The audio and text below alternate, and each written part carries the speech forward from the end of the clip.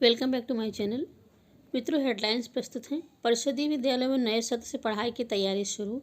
सफाई कर्मचारियों की लापरवाही रसोइयों पर भारी पड़ रही है, उन्हें करनी पड़ती है विद्यालय की सफाई। पुरानी पेंशन के मामले में माध्यमिक शिक्षा निदेशक को विचार करने का निर्देश। राष्ट्रीय आय और योग्यता आधारित परीक्षा के संबंध में महत्वपूर्ण जानकारी। साथ ही साथ वॉक इन कॉल पे विद्या शिक्षकों को मचा हड़कंप। ये तो सब हैं हेडलाइंस और इन्हीं खबरों को आप विस्तार पूर्वक देखेंगे। बेसिक शिक्षा विभाग में अब नए सत्र से पढ़ाई की तैयारी शुरू हो गई है। कोरोना महामारी के कारण 2 साल से पहली से 8वीं तक की पढ़ाई प्रभावित हो रही है। अब बेसिक शिक्षा विभाग नए शिक्षण सत्र में पठन पाठन की तैयारी में जुट गया है। महामारी के कारण सभी बच्चों तक निःशुल्क किताबें तक नहीं पहुँच सकी थी। अब नए सत्र में शुरुआत से ही विभाग व्यवस्था चुस्त दुरुस्त करने में जुट गया है। कॉन्वेंट स्कूलों के तर्ज पर 2018 से ही परिषदीय स्कूलों के शिक्षण सत्र की शुरुआत अप्रैल से कर दी गई है। 2 साल तक सब कुछ ठीक ठाक चलता रहा, लेकिन 2020 में कोरोना संक्रमण की पहली लहर के कारण करीब 11 महीने और 2021 में कोरोना की दूसरी लहर के कारण करीब 8 महीने शिक्षण संस्थान बंद रहे। हाई स्कूल, इंटरमीडिएट तथा उच्च शिक्षण संस्थान खुल गए, लेकिन 8वीं तक की कक्षाएं कोरोना संक्रमण सामान्य होने पर ही खुले। तीसरी लहर में भी शिक्षण संस्थान करीब 2 महीने तक बंद रहे, जिसके कारण तमाम प्रयास के बाद भी जिले में मौजूद 892 प्रसिद्ध विद्यालयों में पंजीकृत 1,83,000 बच्चों तक निःशुल्क किताबें उपलब्ध कराई गईं। वर्ष 2022 में शिक्षण सत्र शुरू होने से पूर्व कोरोना की स्थिति नियंत्रण में आ चुकी है। अब विभाग नए सत्र की शुरुआत से ही स्कूलों में पठन पाठन बेहतर करने में जुट गया है। शासन के निर्देश पर ब्लॉक संसाधन केंद्रों पर बैठकें भी शुरू हो गई हैं। जिला बेसिक शिक्षा अधिकारी भूपेंद्र नारायण सिंह ने कहा कि निःशुल्क किताबें शासन स्तर से भेजी जाती हैं। नए सत्र में पढ़ाई को लेकर एसएमसी अध्यक्षों, प्रधानाध्यापकों के साथ बैठक की जा रही है। इसमें नामांकन शिक्षा की गुणवत्ता के अलावा अन्य व्यवस्था में सुधार को लेकर निर्देश दिए गए हैं। यदि विद्यालयों में कार्य करने वाले रसोइयों के लिए सफाई कर्मचारियों की लापरवाही जो है वो भारी पड़ रही है और उनको भोजन बनाने के साथ ही साथ विद्यालयों की सफाई भी करनी पड़ती है। विद्यालय में झाड़ू लगाने के दौरान रसोइयों के कपड़े भी गंदे हो जाते हैं और ऐसे में किस तरह भोजन की सफाई की उम्मीद की जा सकती है। विद्यालयों पर सफाई कर्मी नियमित लिखते नहीं हैं और उनसे विद्यालय में सफाई से कोई मतलब ही नहीं रहता। रसोइयों में झाड़ू आदि लगवाए जाने के बाद पूछे जाने पर अध्यापक और अध्यापिकाओं ने पल्ला झाड़ लिया। अधिकारी भी सामने चुप्पी साधे। रसोइयों को मानदेय के नाम पर मनरेगा श्रमिकों से भी कम मजदूरी दी जाती है। मनरेगा श्रमिकों को जहां 204 रुपये मजदूरी जाती है, रसोइयों को महज 50 रुपये पर दिन के हिसाब से मानदेय दिया जाता है।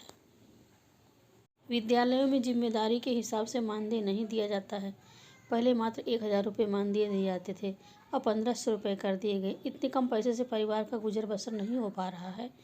विद्यालय में सफाई कर्मी तैनात, लेकिन उसे विद्यालय की साफ सफाई नहीं कराई जाती। न चाहते हुए विद्यालय की ओर से कराया जाता है। मनरेगा मजदूरी 204 है, लेकिन हम सबको मांग 1,500 से भी कम मिलता है। ये भी मिलने में 3 से 4 महीने का समय लग जाता है।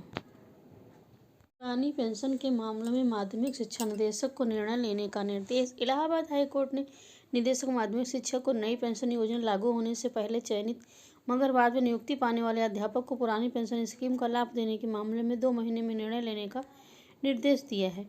कोर्ट में कहा गया कि निदेशक कमलेश कुमार केस में फैसले के तहत याची को सुनकर सकारण आदेश पारित करे और यह आदेश न्यायमूर्ति वीसी दीक्षित ने अजय कुमार विश्वकर्मा की याचिका को निस्तारित करते हुए दिया।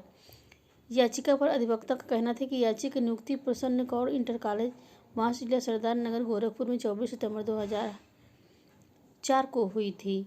प्रबंधक ने कार्यभार ग्रहण नहीं कराया। कोर्ट के निर्देश पर 9 जुलाई 2005 को ज्वाइन कराया गया। 28 मार्च को 2005 को अधिसूचना जारी कर प्रदेश में नई पेंशन योजना लागू कर दी गई। याची ने प्रतिवेदन किया कि उसकी नियुक्ति नई पेंशन योजना लागू होने से पहले कर दी गई थी, मगर ज्वाइन करने में देरी की गई। इसमें उसकी कोई गलती नहीं, उसे पुरानी पेंशन दी जाए। कोर्ट ने निर्णय लेने का निर्देश दिया है। राष्ट्रीय आय एवं योग्यता आधारित छात्रवृत्ति योजना परीक्षा 2022-23 के संबंध में डॉक्टर सर्वेंद्र विक्रम बहादुर सिंह, शिक्षा निदेशक बेसिक, और इसकी आदेश संख्या है। और अगर हम डेट की बात करते हैं तो 7 मार्च 2022 का आदेश है। प्रिय महोदय महोदय, आप अवगत हो कि राष्ट्रीय आय एवं योग्यता आधारित छात्रवृत्ति योजना परीक्षा 2022-23 की परीक्षा हेतु ऑनलाइन आवेदन दिनांक 28 फरवरी 2022 से प्रारंभ है। ऑनलाइन आवेदन करने की अंतिम तिथि 15 मार्च 2022 निर्धारित की गई है। ऑनलाइन आवेदन करने और परीक्षा के संबंध में विस्तृत जानकारी वेबसाइट पर दी गई है और परीक्षा तिथि की सूचना समाचार पत्रों के माध्यम से बाद में दी जाएगी। राष्ट्रीय आय और योग्यता आधारित छात्रवृत्ति परीक्षा योजना हेतु योग्यताएं निम्नवत हैं। राष्ट्रीय शैक्षिक शैक्षिक सत्र 2020-21 में कक्षा 7 की परीक्षा प्रमोट अथवा उत्तीर्ण की हो। ऐसे छात्र छात्राएं जो सत्र 2021-22 में राजकीय अशासकीय सहायता प्राप्त स्थानीय निकाय के विद्यालय में कक्षा 8 में पढ़ते हों। ऐसे छात्र छात्राएं जिन्हें अभिभावक की वार्षिक आय सभी स्रोतों से 1.5 लाख रुपए से अधिक न हो।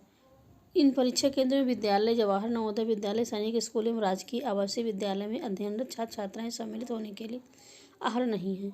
राष्ट्रीय आय और योग्यता आधारित छात्रवृत्ति परीक्षा योजना में सम्मिलित होने वाले अभ्यर्थियों से कोई परीक्षा शुल्क नहीं लिया जाएगा।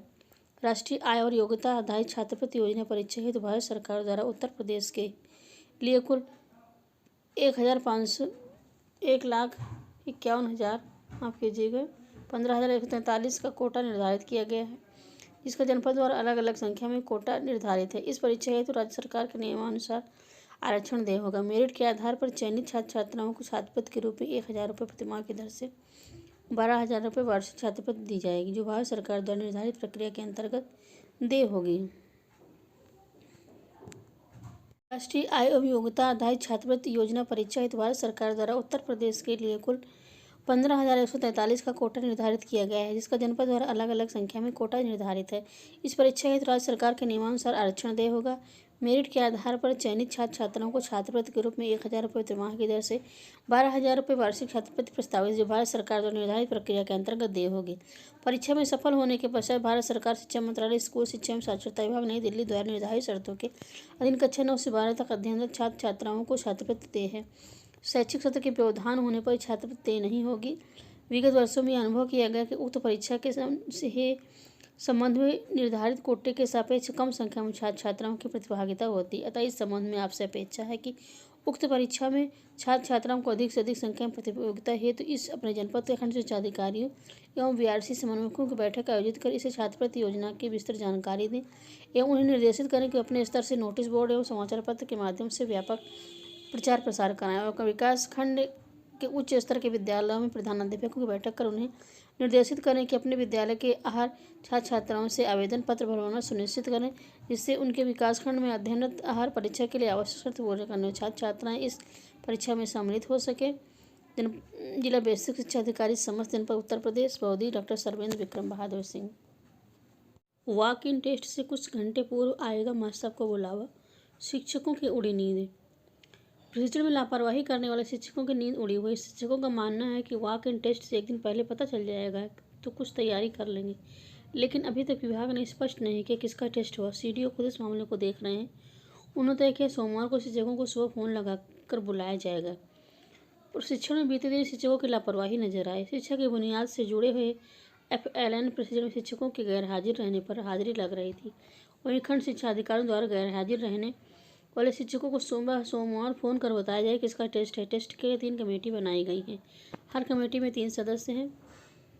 शिक्षकों पर कार्यवाही की जा रही है। अनाम इस प्रशिक्षण के निरीक्षण के दौरान CDO के समक्ष पोलखोल सभी शिक्षकों को सूची तलब कर रहे हर ब्लॉक की अपना कार्य 20 शिक्षकों को छाटकर सोमवार को मंगलवार को वॉक इन टेस्ट रखा। शिक्षकों के समक्ष सबसे बड़ी परेशानी है कि शिक्षकों का टेस्ट क्या होगा, और इसके बाद शिक्षकों की नींद उड़ गई। हर किसी को डर लग रहा है कि सोमवार को उनके पास टेस्ट का फ़ोन नहीं आ जाए। शिक्षक रविवार को दिन भर व्हाट्सएप पर प्रशिक्षण से जुड़े नोट्स में ही उलझे रहे। शिक्षकों का कहना है कि सिर्फ शिक्षकों का ही नहीं, ARP को भी वॉक इन टेस्ट लेना चाहिए, जो ARP बनकर अधिकारी की तरह निरीक्षण करते हैं। न तो स्कूलों में पढ़ा रहे, न ही जानकारी में शिक्षकों को दी गई। सुबह सोमवार शिक्षकों को पता चलेगा कि किस शिक्षक का टेस्ट है।